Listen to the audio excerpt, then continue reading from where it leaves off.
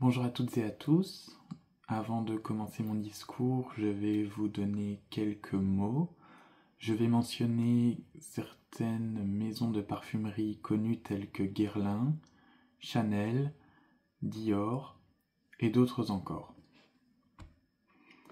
Mon discours commence maintenant. Bonjour à toutes et à tous. Je me dois de commencer ce discours par un compliment. Lorsque je suis rentré dans la pièce, je n'ai pu m'empêcher de sentir une multitude de parfums, tous plus envoûtants les uns que les autres. J'en déduis donc que vous faites partie de ces personnes qui portent un parfum pour parfaire votre tenue ou bien juste pour le plaisir de sentir bon. Sachez que vous n'êtes pas les seuls dans ce cas-là. Près de 152 000 flacons de parfums sont vendus chaque jour en France et pour vous donner un ordre de grandeur, en termes de bénéfices, la vente mondiale de parfums avait rapporté 15,6 milliards de dollars en 2019. Pas étonnant quand on sait qu'en moyenne, un flacon de parfum coûte aux alentours de 80 €. Mais bien avant de devenir un produit de luxe comme nous le connaissons aujourd'hui, le parfum est passé par plein d'époques différentes et a changé de fonction au fil des siècles. À l'Antiquité, le parfum était utilisé pour rendre hommage aux divinités grecques, romaines, mais aussi égyptiennes.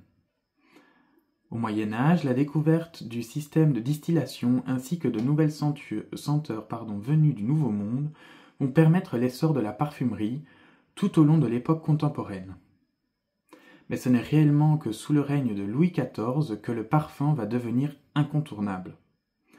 Les nobles utilisaient alors le parfum pour camoufler leur odeur corporelle et n'hésitaient pas à s'en badigeonner généreusement pour plaire au roi qui était un fervent amateur de senteurs et plus précisément de la fleur d'oranger. Il ordonna même à sa cour de porter un parfum différent chaque jour. Il faudra cependant attendre le XIXe siècle pour que les grandes maisons que nous connaissons aujourd'hui fassent leur apparition et démocratisent le parfum en flacon. On peut citer entre autres la maison Guerlain en 1828, Chanel en 1921 ou encore la maison Dior en 1948. Mais outre la beauté de ces flacons, que contiennent-ils réellement? La majorité des parfums sont composés de deux éléments, à savoir l'alcool et l'essence. Leur teneur en essence, c'est-à-dire en matière olfactive, varie en fonction du type de parfum. Dans un ordre décroissant, préférez l'élixir, ensuite l'eau de parfum, le parfum et enfin l'eau de Cologne. Mais pour bien apprécier un parfum, il ne faut pas simplement en connaître ses composants. Il faut aussi en connaître son fonctionnement. La pyramide olfactive se divise en trois parties. Premièrement, les notes de tête. Ce sont les notes les plus volatiles que nous allons sentir juste après la vaporisation du parfum. Ces notes sont souvent très fraîches et s'effacent au bout de 30 minutes. Viennent ensuite les notes de cœur. Elles sont la véritable identité du parfum. Ces notes sont souvent très fleuries ou épicées et peuvent durer plusieurs heures. Enfin, les notes de fond viennent parfaire le parfum.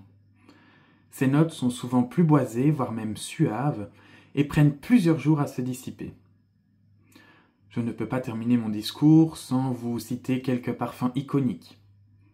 Le numéro 5 de Chanel, Shalimar de Guerlain, Miss Dior de Dior, L'Interdit de Givenchy, Opium de Yves Saint Laurent, Angel de Mugler, et pour finir La Vie est belle de Lancôme. Que votre parfum favori se retrouve dans cette liste ou non, sachez que le parfum est quelque chose de très personnel et qu'il vous sert, tout comme votre style vestimentaire, à exprimer votre identité au travers d'odeurs qui resteront parfois pendant des jours. Pour ceux et celles dans la salle qui ont la chance d'avoir avec eux un petit échantillon de leur parfum, je vous invite à vous en appliquer quelques gouttes et à faire profiter tout le monde de votre magnifique odeur. Merci.